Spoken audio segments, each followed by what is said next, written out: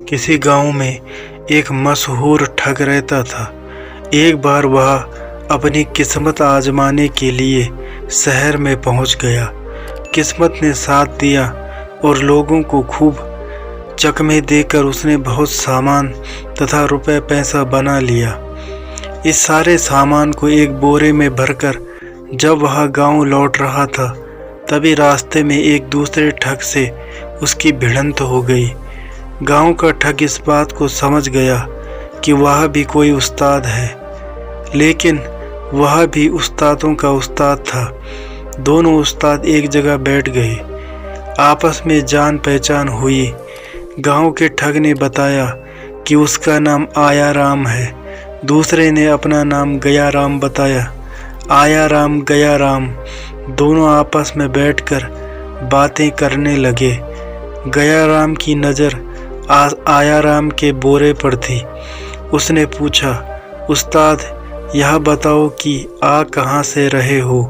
गया राम बोला, क्या बताऊं दोस्त, इन दिनों काफ़ी मंदी चल रहा है, खेतों की पैदावार मारी गई, सोचा शहर जाकर खाद ले आऊं, इसलिए शहर चला गया था। गया राम को मालूम था कि वह शहर से बहुत सारा सामान और रुपए पैसा बोरी में भरकर ला रहा है। अनजान बनते हुए उसने पूछा, तो इस बोरे में खाद ला रहे हो?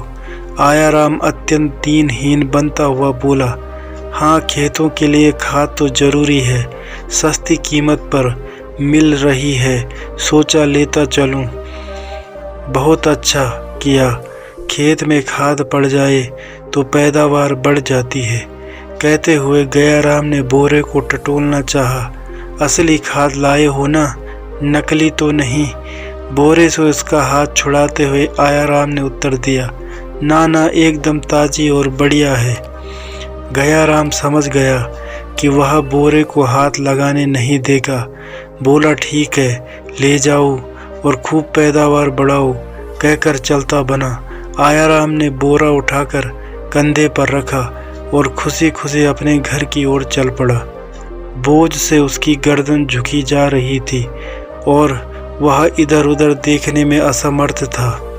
उधर गया राम किसी तरह छिपता छुपाता उसके रास्ते पर कुछ दूर आगे निकला और चांदी के तारों से मढ़ी हुई एक सुंदर जूती बीच रास्ते में छोड़ दी।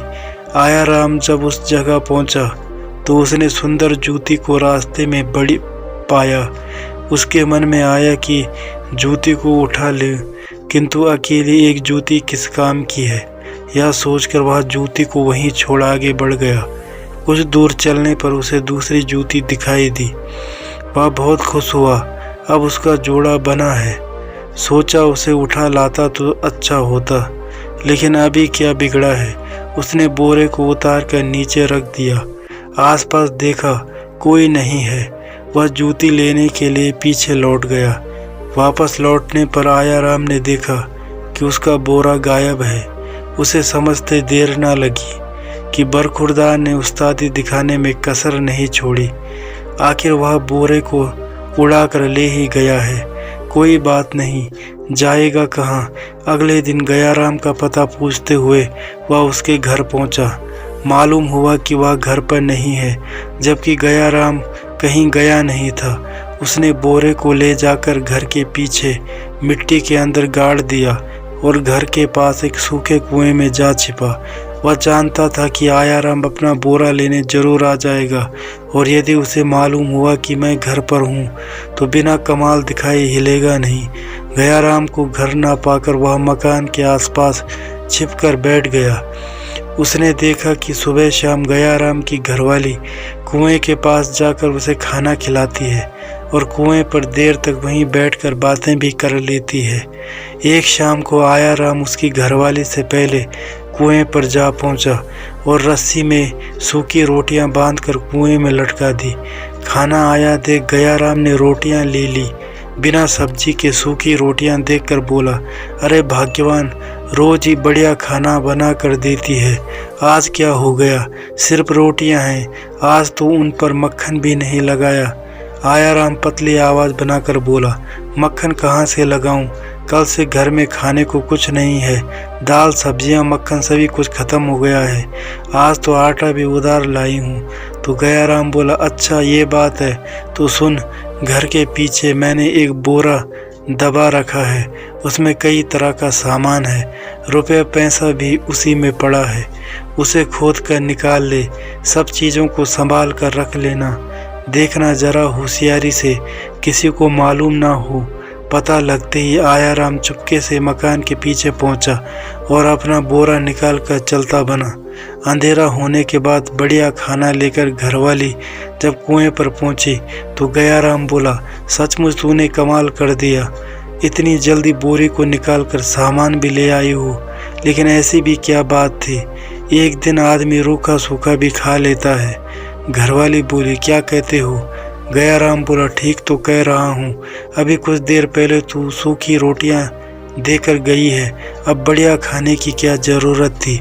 तो घरवाली बोली, मैंने तुम्हें रोटियां नहीं दी, खाना तो अब बना है, वही लेकर आई हूँ। यह सुनकर गयाराम चौंक उठा, सोचा कहीं उस्ताद नहले पर दहला तो नहीं लगा गया।